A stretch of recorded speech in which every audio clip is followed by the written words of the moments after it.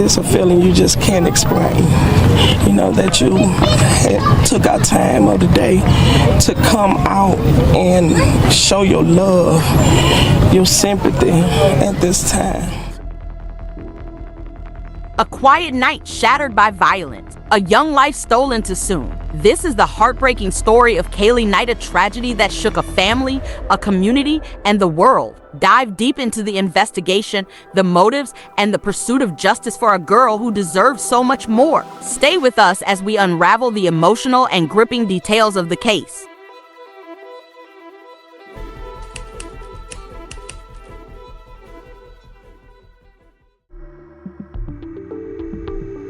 The evening of December 5, 2023, was like any other for the Knight family. The modest home on Rhett Drive in Mobile, Alabama, was filled with the sounds of bedtime routines and the soft glow of television light. 9-year-old Cailee Knight, a lively girl known for her bright laugh, had fallen asleep on the living room couch. The world seemed peaceful as the family settled in for the night. At around 2 a.m., that peace was shattered. The quiet night exploded with the deafening sound of gunfire. Bullets ripped through the walls and windows of the Knight home, leaving the family in a state of chaos. Cailee, still asleep on the couch, was struck by a bullet, her dreams ending in an instant. Her parents and siblings rushed downstairs, terror etched across their faces. They found Cailee lifeless, wrapped in her favorite blanket now stained with blood. The shock of the moment froze them in place before frantic calls to 911 broke the silence. Emergency responders arrived swiftly, but it was too late to save her. Cailee was pronounced dead at the hospital, her young life senselessly taken. As the news of the tragedy spread, the community was plunged into mourning. Candles flickered on the steps of the Knight home, surrounded by flowers and heartfelt messages from neighbors and strangers alike. Vigils were held to honor the life of a little girl who had been loved by all who knew her. The grief was palpable, a shared burden carried by an entire neighborhood. The Mobile Police Department launched an intensive investigation. Officers scoured the area for clues, collecting shell casings and examining the bullet-riddled walls of the Knight residence. Witnesses described seeing a car speeding away shortly after the shots were fired. These leads provided the first hints of what had occurred that night. Detectives quickly ruled out the possibility of a random attack. The evidence pointed to a deliberate act, one that appeared to be targeted. The question that lingered was why? Why would someone attack a family in the dead of night? And why had Cailee, an innocent child, become the victim? The investigation turned toward Cailee's 16-year-old brother, whose recent conflict with local individuals raised suspicions. Days earlier, he had been involved in a heated argument with Tyrone Williams, a known figure in the community. What seemed like a minor dispute now appeared to be a trigger for something far more sinister. The police theorized that the drive-by shooting was a form of retaliation. The intended target may have been Cailee's brother, but the attack's tragic miscalculation claimed the life of a child instead. This revelation brought a wave of guilt and sorrow over the Knight family, compounding their loss with the burden of understanding its possible cause. As days passed, the weight of grief and unanswered questions hung heavy in the air. The community, too, felt the impact, their collective sorrow transforming into a desire for justice. They demanded answers, not just for the Knights, but for all families who feared such violence. Cailee's death became a rallying cry against the growing tide of senseless brutality. The pursuit of justice for Cailee Knight began just days after her tragic death. On December 7, 2023, police arrested the suspects, 22-year-old Ariel Curry and 19-year-old Tyrone Williams. Both were charged with felony murder, and their connection to the crime sparked outrage. Curry maintained her innocence, stating, "I didn't do it. I have a daughter." Williams also denied involvement, asserting, "I ain't do nothing wrong." As the investigation deepened, a motive emerged. The altercation between Tyrone Williams and Cailee's older brother had escalated far beyond its initial scope. What began as a verbal confrontation turned into a vendetta. The drive-by shooting, investigators believed, was an act of retaliation intended to harm the brother, but tragically claimed Cailee's life instead. On December 9, 2023, a third arrest was made. 19-year-old Darius Lucky was charged with 2 counts of capital murder. His involvement added another layer to the case, revealing the organized nature of the crime. Detectives discovered that the suspects had meticulously planned the attack, pooling their resources and using Ricky Thier's car to execute their deadly plan. Ricky Thier, also 19, was soon arrested and charged with capital murder. Her vehicle was identified as the one used in the drive-by shooting. Her arrest marked a turning point, as it tied together the suspects' movements and confirmed the deliberate nature of their actions. The community's demand for accountability grew louder with each arrest. Despite their denials, the evidence against the suspects mounted.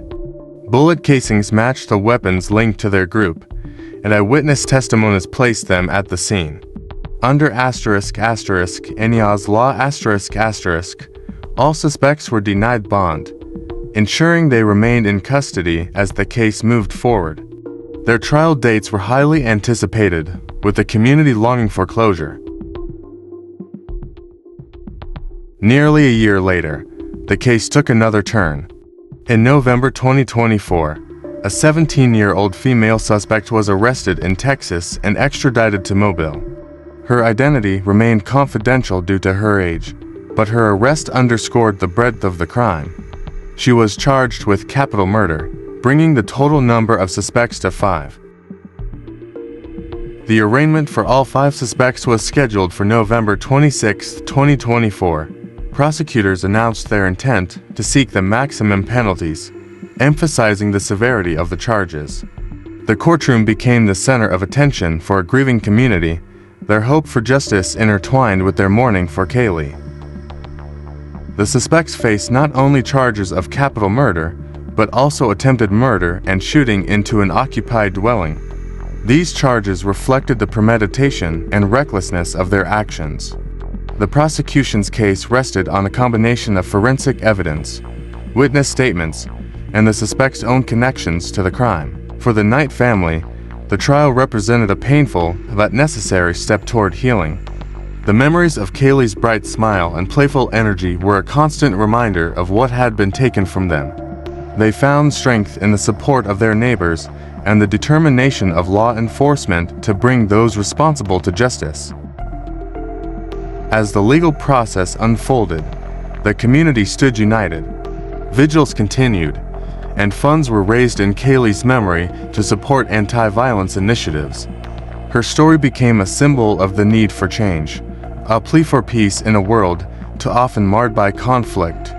The pursuit of justice for Cailee Knight remains a testament to the resilience of her family and the community that refuses to forget her.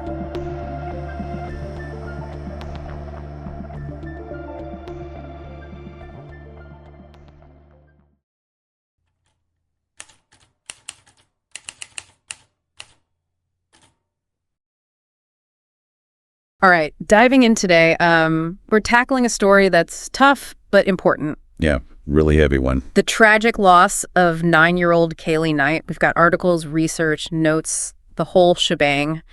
And we're going to try to make sense of it all for you. This all happened back in December 2023 in Mobile, Alabama. A case with so many layers to it. Not just the crime, but the community.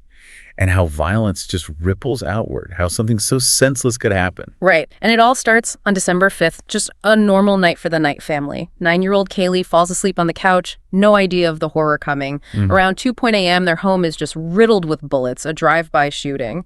Total chaos, and tragically, Cailee is hit and killed, still asleep on the couch. Reading through the sources you gave me, it's really raw. The community's just shattered. There's this huge outpouring of grief, but also this, desperate need for answers. This was a quiet community, suddenly hit with something so personal. And as the police start investigating, it's clear this wasn't just random. Not some stray bullets. It was targeted, sinister. Yeah, absolutely. You've got witnesses saying they saw a car speeding off, forensics showing the bullets weren't random, and then this key piece pops up. Cailee's brother had had some conflict with a guy named Tyrone Williams. So on the surface, it just seems like an argument, right? But the police, they start thinking the shooting was retaliation, meant for the brother, and Cailee, she just becomes the victim.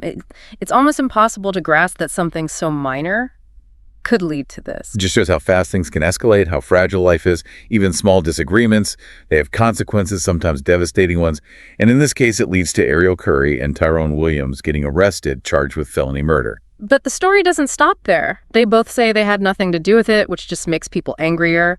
And as the investigation goes on, more pieces keep coming to light. Exactly. 2 days later, another arrest, Darius Lucky, on 2 counts of capital murder. Then Ricky Thier, his car was the one used in the shooting. So now you've got 4 suspects, all part of this planned attack and all facing serious charges. And this is where Anaya's Law comes in, right? Passed in 2020 in Alabama because the community wanted to keep dangerous people off the street. I'm really curious about how that law played out here. Well, the interesting thing about Anaya's Law is it lets judges say no to bail in certain violent crimes, basically to keep people considered a threat locked up while they wait for trial. Using it in Cailee's case could be huge, and it's something we got to dig into more. Definitely, especially since a year later, the case changes again. A 17-year-old girl arrested in Texas and brought back to Mobile, also charged with capital murder. 5 suspects now, another layer added to this already messed up situation. This arrest just blows the investigation wide open. Makes you think maybe there's more to the story than we knew at first. Who else might be involved? How much planning went into this? We got to get deeper into that. I mean, it's hard to imagine what the Knight family is going through. This unbelievable loss, and it's all happening so publicly. Yeah, you're right. It's like this constant reminder of their pain. And with the arraignment coming up on November 26, 2024, for all 5 suspects, they have to face the legal system, the fight for justice for Cailee. That date, it's huge for the family and the whole community. It could mean people are held accountable and the prosecution's serious. They're going for the maximum penalty for every suspect. That really says something about how serious this case is.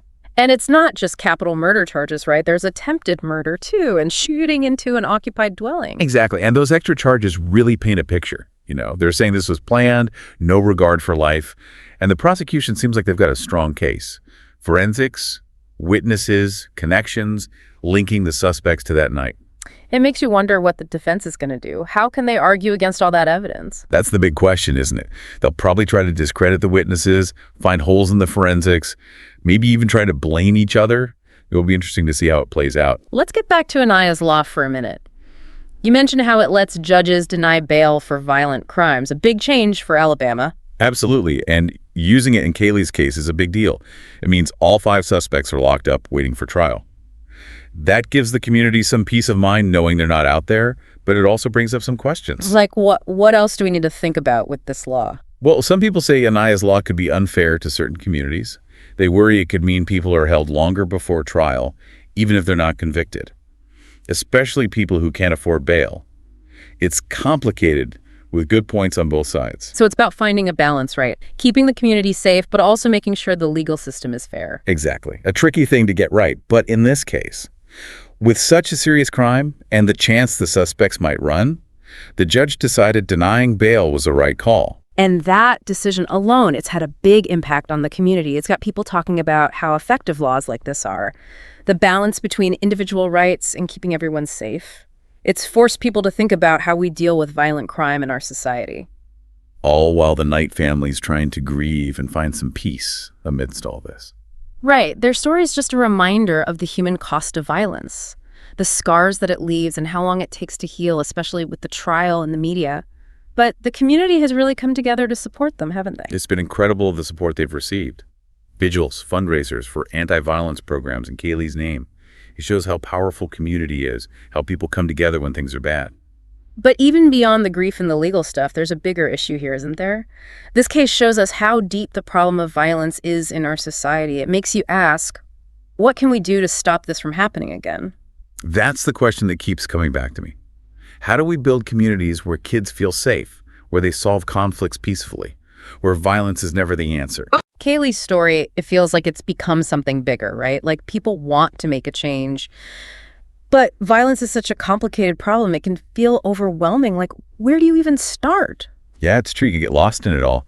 But look at what the community is doing. They're not just grieving. They're organizing vigils, raising money for anti-violence programs. They don't want to accept this. They want change. And those programs, they're focused on the right things, right? Giving young people opportunities, safe spaces, teaching them how to resolve conflicts. Exactly. It's about giving them hope, showing them there's another way besides violence. When kids have good education job, training people to look up to it can change everything. But it's not just about opportunities. We have to talk about guns too, right? That seems like a huge part of this. You're right. We need responsible gun laws, things like stricter background checks, safe storage laws, and those red flag laws. So if someone's in danger, they can't get a gun. Those are common sense things that could actually save lives. And along with the laws, we need to change our culture too. There's so much violence in movies and TV, we need to stop glorifying it. I completely agree. We have to talk honestly about violence at home in our communities. It starts with setting a good example, teaching our kids to solve problems peacefully, teaching them to understand each other. That's a long process, but we have to do it. We talked about Anai's law and the debate around it, but Cailee's case has started a bigger conversation too about community safety and how we hold people accountable for what they do. Absolutely. This tragedy, it's made people face some hard truths about the systems we have, the biases that exist, and how violence affects some communities more than others. We have to keep talking about this. Everyone needs to be part of the solution. And in all of this, we can't forget Cailee, the little girl whose life was taken from her. We have to honor her by working to make sure no other family goes through this. Her story has touched so many people, made us all think. And I really believe that even from this, something good can come. People working together to create a world where violence isn't the answer, where communities are safe and every child has a chance to live a good life. So as we wrap up this deep dive, I feel hopeful. Like, Cailee's legacy could be one of positive change. It's going to be hard, a lot of tough conversations, but it's a fight worth fighting. I agree. We can't just sit back and do nothing. We all have a part to play in making a safer, more just and kind world. Let Cailee's story remind us of that and push us to keep working for real change. Thanks for joining us for this deep dive into such a difficult and important story. We'll be back next time to explore more of the topics that matter most.